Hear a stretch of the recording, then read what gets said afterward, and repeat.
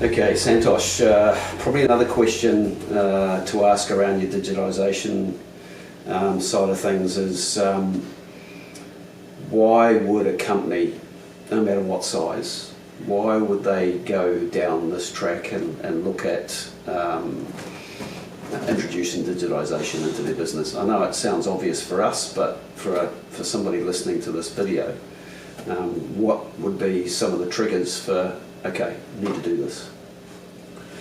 So nowadays, if you look at every business, I would say, has a lot of inbuilt inefficiencies, and over a period of time, there would have been a particular way of working, and that way of working would have been quite well entrenched in this business itself. And any organization needs to continuously evolve itself, and that evolving can come through multiple ways of making changes in the business.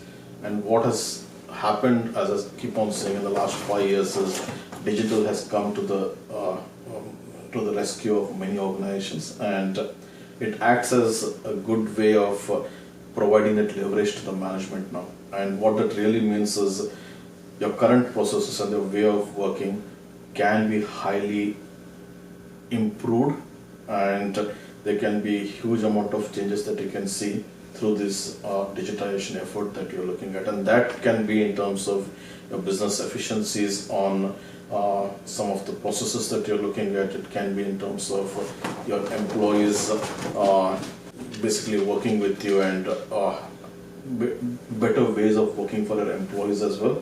And that would improve their engagement with your organization. And the more you improve your business processes and make them more customer friendly, we have seen a good amount of engagement with the clients as well. So it's not just one parameter, it's about bringing in those additional business dollars, bringing in those additional business efficiencies. There's a customer angle to it, there's an employee angle to it, and so it's more of a holistic picture that we look at, and that's where we see these multiple aspects of what we do in digitization having that rounded effect for the business on processes, efficiency. So if I look at broadly a balanced scorecard way of looking at the KPIs of an organization, it touches all the 4 quadrants. So why would you look at going into this is it would affect your financial part, it would affect your customer part, it would affect your internal business processes, it would affect your people part as well. So in that way, it's a no-brainer because it really impacts every part of your organization. Yeah, so I mean, I suppose, you know, the type of clients that we're looking at, some of them are going to be ambitious and they want to grow.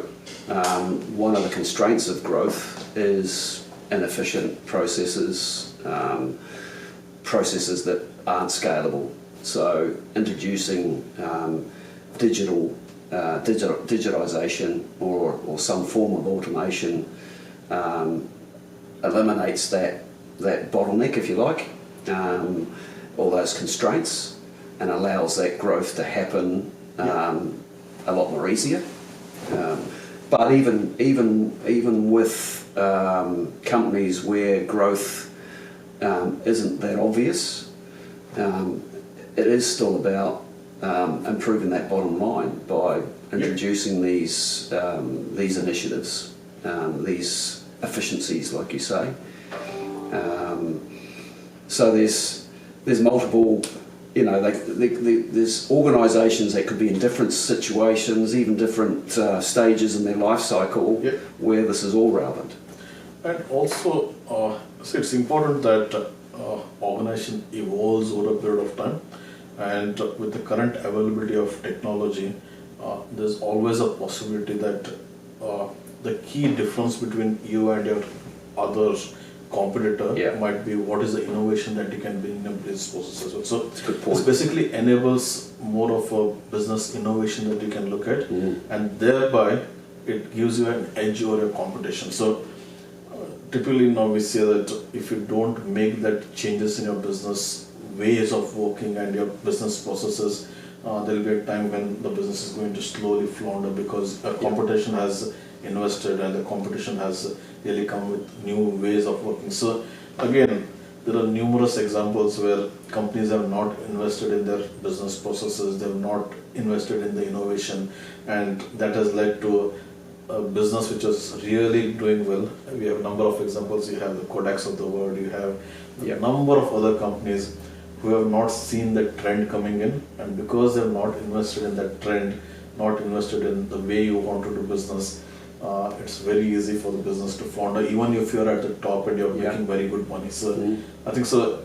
It's really a no-brainer that you need to continuously look at your business processes, question and say, are we being efficient? Are we being innovative? Can we do Is this there better? something? So there's a lot of stuff that we've done, and wearing that hat and continuously looking at what is that change that I need to do in the business is very, very important. And in most cases, what we have seen as even the C-suite and even if it's a smaller organization, they're so involved in their day-to-day ways of working, they don't put on that thinking at even they think that they're doing it, they don't do it on a continuous basis. And that's where, even though we say that we are consultants, wherein that coming with that outside in view, wherein you have seen similar organizations, you have seen what can be done in a business to make these things happen. I think so that's a very important part as well.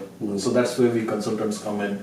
We are able to come with an outside in view and provide that good amount of support to an organization, whatever the size it is. Well, and it's providing that structure, that process of discovery and like you say, prioritising the areas that will give them the best return on their investment and make the most difference to the business in that shorter term.